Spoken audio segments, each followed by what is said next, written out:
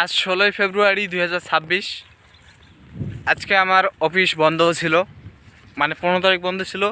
তো আমি আজকে নাইটে ডিউটি করব। তো আমি কালকে বন্ধ ছিল, কালকে সারা দিন ঘুমাইছি, সারা রাত ঘুমাইছি। তো আজকে আর বাসা ভালো লাগছে না, তাই ঘুরতে আসলাম। তো এই যে আমার চারিদিকে শুধু সবুজ সবুজ। তো এই হচ্ছে লাউ গাছ, এখানে লাউ চাষ করা হচ্ছে মনে হয়। তো চারিদিকে শুধু গাজর, লাল শাক, ধনিয়া শাক, বিভিন্ন ধরনের গ্রামীণ পরিবেশে যে চাষাবাদগুলো করা হয় সেগুলো করা হচ্ছে। তো আমি 14 তারিখ গ্রামের বাড়ি থেকে আসছি, মানে আমি 8 তারিখে বন্ধ দিয়েছিল অফিস ভোটের জন্য, সেজন্য বাড়ি গিয়েছিলাম। বাড়ি থেকে আবার 14 তারিখ আসছি, 14 তারিখ ডিউটি করছি এবং 14 তারিখ রাত্রে আবার আমাদের বন্ধ দিয়েছে। 15 তারিখ মানে গতকালকে বন্ধ ছিল, আজকে 16 তারিখ আমি ঘুরতে বেরিয়েছি। আজকে আবার আমার যেখানে থাকি আর কি, যাদুর চর, হেমায়তপুর, সাভার, ঢাকা। তো এখানে আমি ঘুরতে আসছি চকে।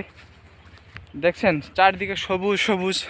এখানে সম্ভবত ভুট্টা গাছ, হ্যাঁ ভুট্টা গাছই রোপণ করা হয়েছে।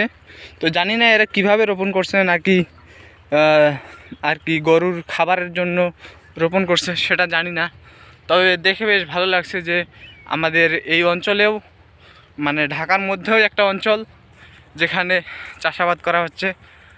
আমি প্রায় মাঝে মধ্যে এদিকে ঘুরতে আসি।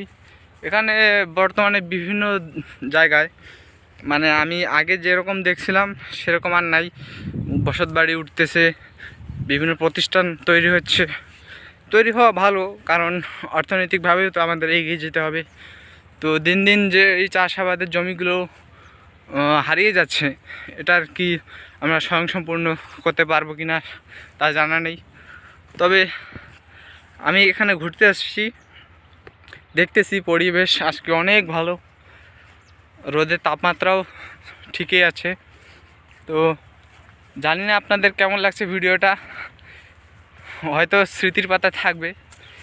অনেক বছর পর এই ভিডিওটা আবার আমি দেখতে পারবো কি না জানি না।